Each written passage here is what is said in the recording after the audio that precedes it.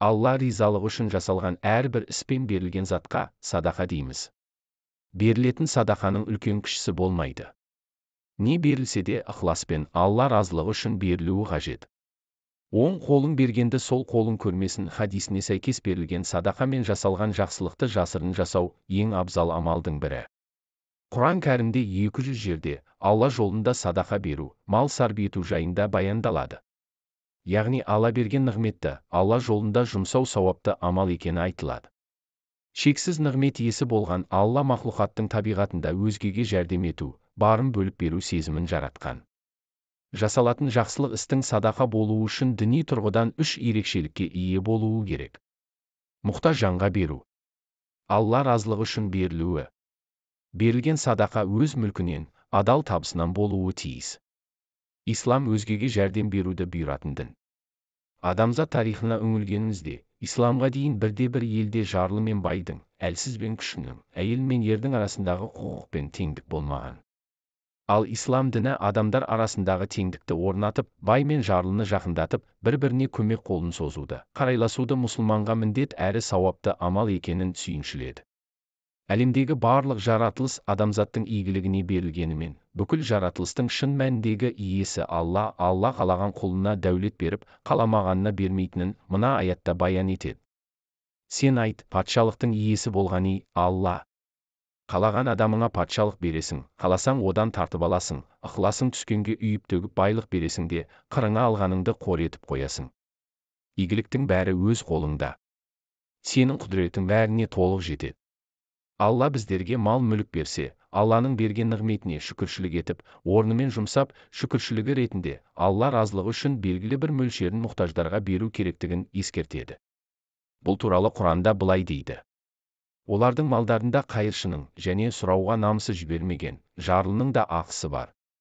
Алла берген дәулетті қалай жұмсайтынымыз жайында мына аят баян етеді. Сенен адамдар мал мүліктерін қалай жұмсауы керектігі жөнінде сұрайды. Сен айт, оны қалай жұмсасаңдар да еріктерің.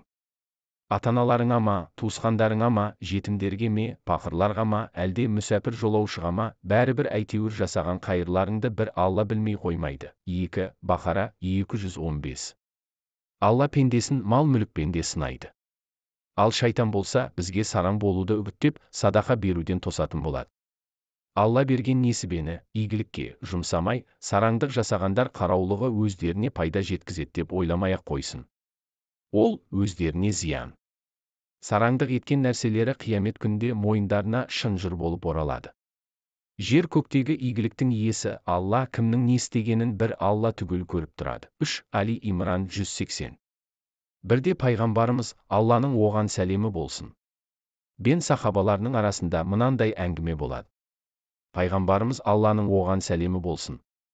Әрбір мұсылман садақа беруі тиіс деді. Сахабалардан бірі. Алланың елшісі таппаған адам не істейді? Пайғамбарымыз Алланың оған сәлемі болсын. Жұмыс істеп табыс тауып садақа берер деді. Сахабалар. Істейтін жұмыс таппаса не болады? Деді. Пайғамбарымыз Алланың оған сәлемі болсын.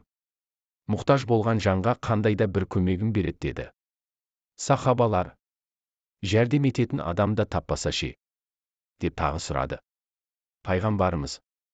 Қандайда бір іс жасаса, біреуге жол көрсету, жолдағы зиян тигізетін затты алып тастау, ілім алу, үйрету, ол үшін бір садақа деді. Бухари, Муслим риуаяты. Пенде мұқтажға садақа берумен сауапқа кенеледі әрі мүлкінен ештеңе кемімейді. Керісінше Алла оның мүлкіне береке беретін болады. Ардақты пайғамбарымыз былай дейді. Садақа мал дүниені ешқашан кемітпейді. Пенде қолын садақа беру үшін созғанда ол садақа сұраушының қолына жетпестен бұрын Аллаға берілгендей болады. Табарани. Кәбир. 109. Бір хадисте, әр күні таңертең 2 періште түседі. Бірі, Раббым, садақа бергенге садақасына қайтарым ретінде жаңасын нәсіп ет десе, екіншісі, Раббым, сараңдық еткенге мал дүниесін опат ет деп дұға етеді дейді. Бухари, зәкат 27, Муслим, зәкат 57.